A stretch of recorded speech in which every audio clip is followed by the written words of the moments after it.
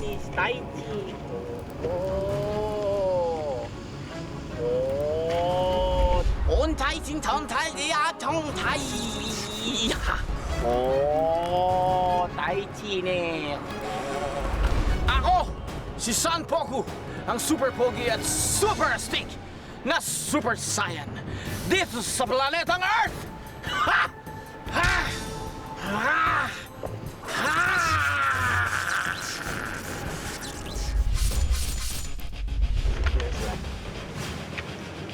At ako naman si Pulma, ang super pretty super BFF ni Son Poku.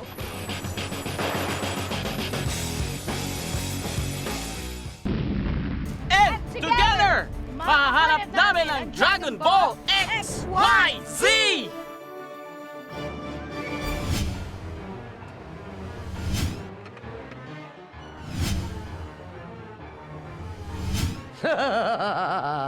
Yan ang inaakala nyo. With my super alien powers, ma-outwit ko kayo. At kapag nahanap ko na ang Dragon Ball XYZ, ako na ang magre-reyna not only on Earth, but in the whole wide universe. Teka. Paano mo naman nasabi yan? Well, nadetect ko lang naman na sa isang mabatong lugar, napadpad at bumagsak ang Dragon Ball XYZ. At sa pamamagitan ng isang Earthling na nagtatrabaho sa lugar na yan, mapapasakamay ko na ang makapangyarihang Dragon Ball XYZ. Bakla ka ba? Ibig ko sabihin, sino yung Earthling na yan? Watch this. Sa isang kwari sa Antipolo naghahanap buhay si Ernesto Fernandez o mas kilala bilang Mang Erning. Sa lugar na ito, tunet-tuniladang bato, gaya ng limestone at graba ang nakukuha na ginagamit sa pagpapatayo ng mga bahay, gusali at iba pang istruktura. Dahil sa laki at bigat ng mga bato sa quarry, kailangan itong hakutin gamit ang backhoe, isang heavy equipment vehicle kung saan expert ang 56 years old na si Mang Erning. 1977-78, contraction po ako. Sa ganda ng performance sa isang kumpanya, ilinagay nila ako ng lubman, yung taga-diesel po ng ganito. Ako nagdi-diesel, ako nagpapatak sa kanila. Hanggang sa natuto po ako magpatakbo nito. Lahat po ng heavy equipment, alam ko po. 2005 nang papasok ni Mang Erning bilang regular na empleyado sa BM Equipment Resources. Aba si Erning, hindi mo na kailangang uutusan. Masipag yan. Hindi katulad dun sa ibang empleyado, sa ibang kumpanya na pagka inutusan mo, pagkatapos ng gawa niya, wala na, hindi nakikilos. Pero si Erning, pagkatapos ng gawa niya, hahanap pa yan kung ano pa yung magagawa niya. 7 a.m. to 4 p.m. ang pasok ni Mang Erning. 8,000 pesos kada buwan ang kanyang kita. Bukod pa riyan ang 54 pesos kada oras na overtime pay at iba pang benepisyo. Nalaman ko rin na delikado ang kanyang trabaho kaya minsan na raw siyang nalagay sa peligro. Kaya nga na-disgrasya po ako nung bumaba ko sa bako. Mali ko naman, tumuloy ako sa mga binibreaker ko. Yun, natibag yung aking tinutungtungan. Bagsak ako. Walong ribs po ang nabalid. 2 sa ribs ni Mang Erning ang di na naibalik pa. Pero hindi ito naging hadlang para hindi magsumika para sa pamilya. Dahil hindi lang isa, hindi 2, kundi 13 ang anak niya. Sobrang sipag po, ma'am, yan. Maaari lang, hindi na matutulog sa katrabaho. Minsan po, alas 3 ng madaling araw, umaalis na wala pang almusal po yan para makarating lang po sa trabaho. Kasi kapos po talaga kapos po ako sa pagbabudget. At take note ha, 30 minutes daw ang nilalakad ni Mang Erning papasok sa trabaho para makatipid sa pamasahe. What? Hindi pa nagsisimula ang araw, pagod na siya? Pero nakabibilib siya dahil pinipilit niyang buhayin ang pamilya sa marangal na paraan. Kaya naman isang bonggang sorpresa ang ibibigay ko sa kanya kapalit ng Dragon Ball XYZ. Sa itsura mong yan, I'm sure hindi mo mauuto si Mang Erning na ibigay sa'yo ang Dragon Ball XYZ. Don't underestimate my super alien powers, Bulma.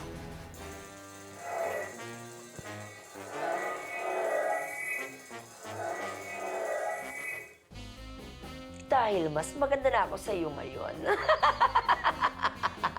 At dahil balita ko, model employee itong Earthly na si Kuya Ernie.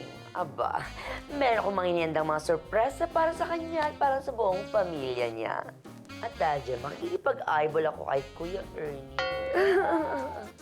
And in the end, malinilang ko na rin si Kuya Ernie at ituturo niya na sa akin ang kinaroroonan ng Dragon Ball XYZ. Kaya babu-babu muna ang beauty Hoy! ni Bubi Hoy! Kulo. Hoy! Sandal! Ha? Paano na yan?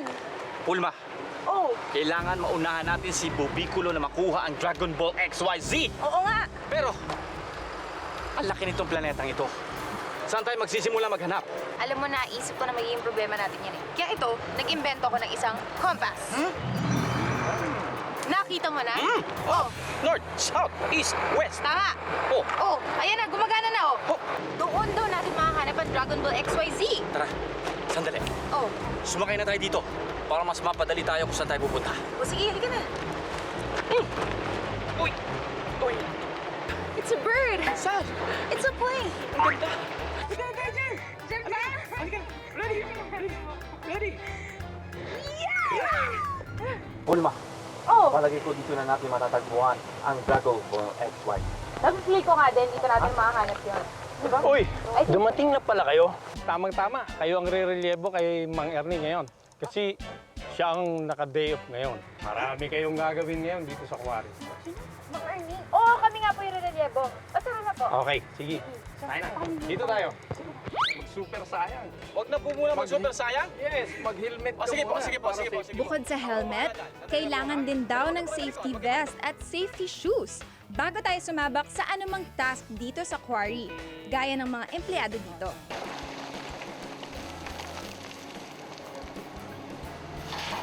Pagka nakasuot ka nun, madali kang nakikita ng mga operator para maiwasan ang aksidente. Oh! Wow! I love it. I like the new look. Okay ba? Okay na okay. Sir, okay ba? Minerong-minero ka na. Ayan, in proper attire na rin ako. Kaya ipasusubok na ni Sir Willie ang drilling o pagbubutas ng lupa using this. Wow!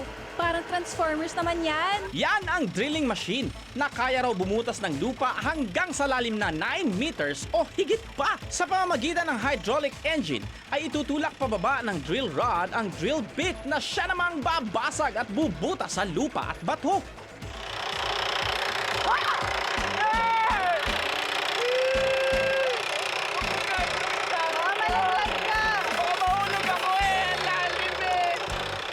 Masubukan ko nga. O, ha?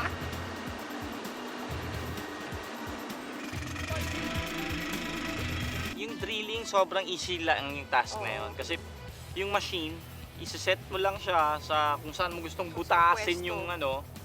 Tapos, din na, Siya na mag-drill bahala. na siya mag-isa.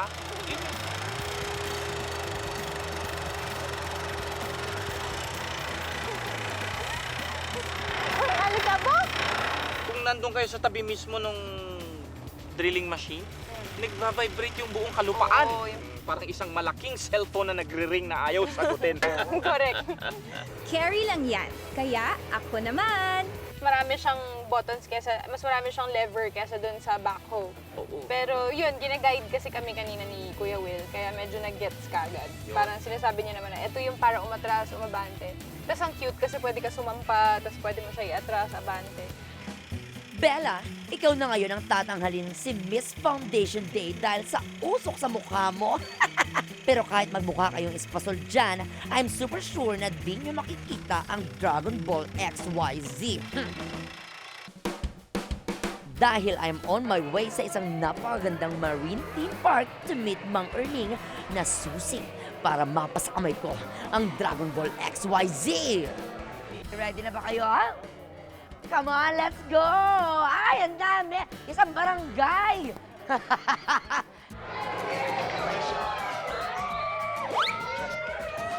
More than 200 species daw ng marine animals ang makikita rito, kaya naman feeling under the sea ang mga anak ni Mang Erning. Jump shot, jump shot. 1, 2, 3, go! dahil napagod na sa pagsa-sightseeing sa mga isda, si Mang Erning, stop over muna para mag-fish spa. Ano pa?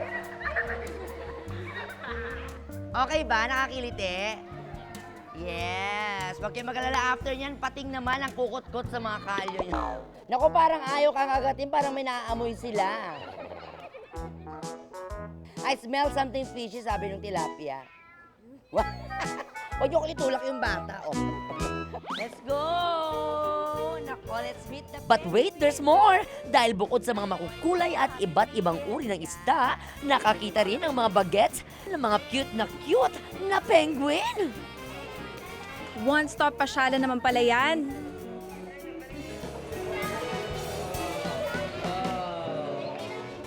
Wow! Pero hindi lang yan ang pasabog ko dahil marami pa akong sorpresa at masarap na ihahain sa pamilya ni Mang Erning.